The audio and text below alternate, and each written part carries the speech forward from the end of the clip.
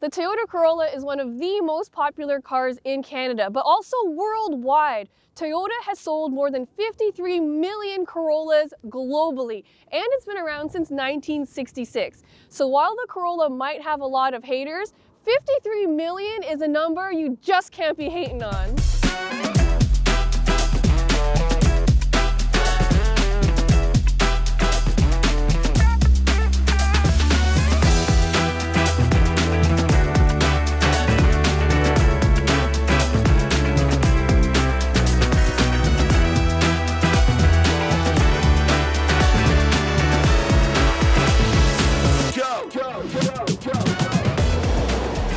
For more expert car reviews, don't forget to share our channel and subscribe so you can catch some of this and maybe even a little of that. So I know nobody is buying a Toyota Corolla because it's going to be fun to drive, but here's the thing. This Corolla really surprised me because it drives so nicely. And that's not to say it's fast, because it's definitely not fast, but what surprised me is how buttons down everything feels. So the chassis is really well sorted, very balanced. You can throw it into a corner and it stays really flat, very confident. Even the steering feels good, and that really shocked me, because what's typical in budget cars like this is that the driving dynamics can be quite sloppy. But I'm happily surprised that Toyota delivered on the driving dynamics with this Corolla, even though they didn't have to. I mean, they did have like 60 years to figure it out, and so I'm really glad they did that. And even just by driving this Corolla Hybrid, you can tell that the GR Corolla, which is the hot hatch version, is going to be great. Like, this is a great base for that sporty car, so I love to see it. So while people might not be looking for a Corolla because it's fun, people do want efficiency, and in that regard, Toyota is absolutely nailing it.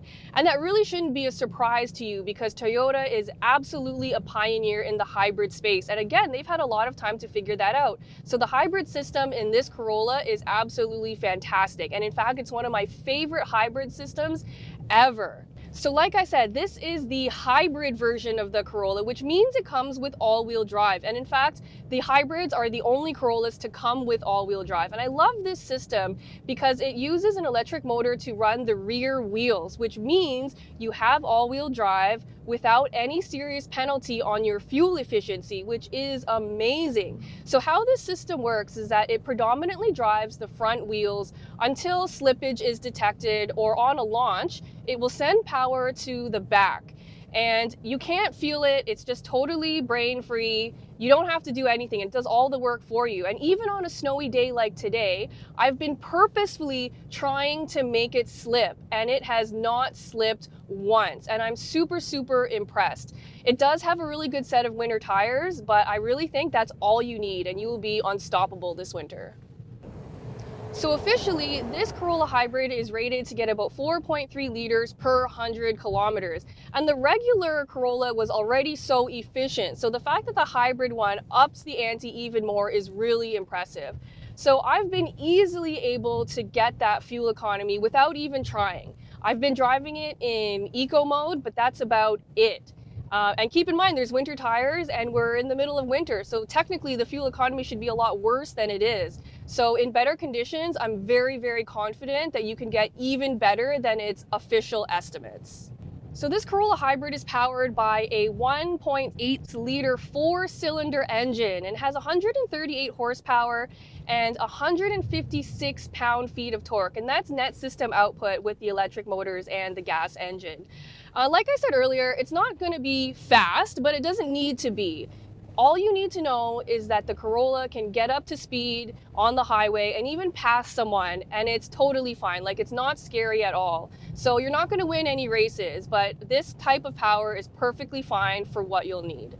So while I'm very impressed by the Corolla's driving dynamics, I'm less impressed on the inside because it does really remind you that this is a budget-focused car. So first of all, it's very dark in here, very lifeless. There's a lot of hard plastics used. But the good news is that there's also a lot of softer plastics, which is nice because then it doesn't feel as harsh. The other things I'm not a huge fan of is the infotainment system. So I find it extremely clunky to use. It's not intuitive at all. The menus can be a little bit disorganized and not intuitive to navigate through. And then there's also no volume knob, no home button, and no back button. And when an infotainment system doesn't have those three things, it's an automatic fail for me because it just makes things so much more distracting to use. Luckily, it has Android Auto and Apple CarPlay, and they're both wireless. So to have those smartphone functionalities really makes things a little bit easier, but I do think Toyota has a lot of room to improve on the infotainment setup. But I will say that I really appreciate how Toyota still has a lot of physical knobs and buttons for the climate control, which is really handy. And practicality-wise, it is a very practical vehicle, but I do wish there was more room for small item storage. There is a little bin under the armrest and some door pockets, but not much else.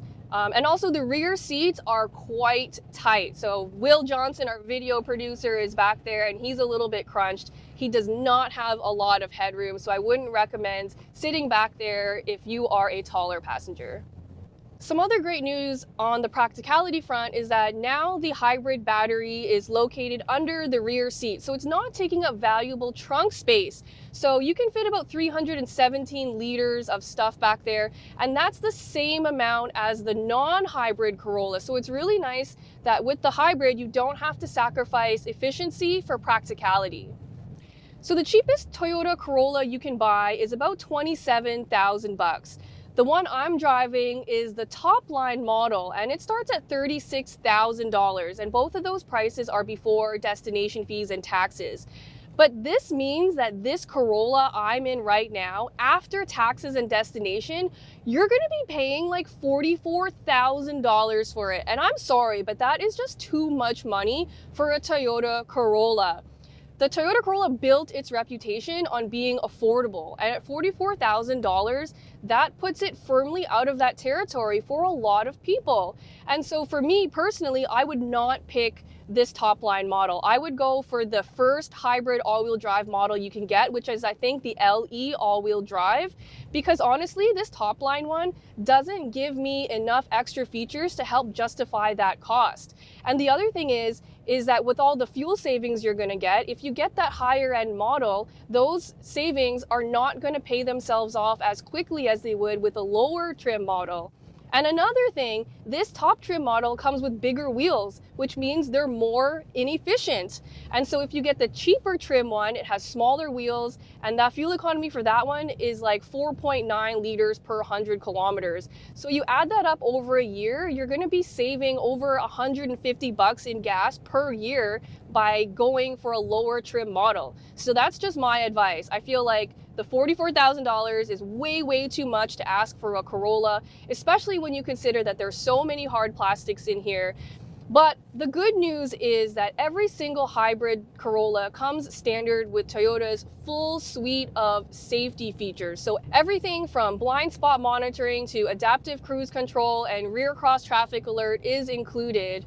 And then in this top trim model, it adds stuff like the sunroof, a wireless charger, heated rear seats in the back, and this bigger screen. But honestly, I could live without any of that. And so I would highly suggest, if you're interested in buying a Corolla Hybrid, just don't get the top trim.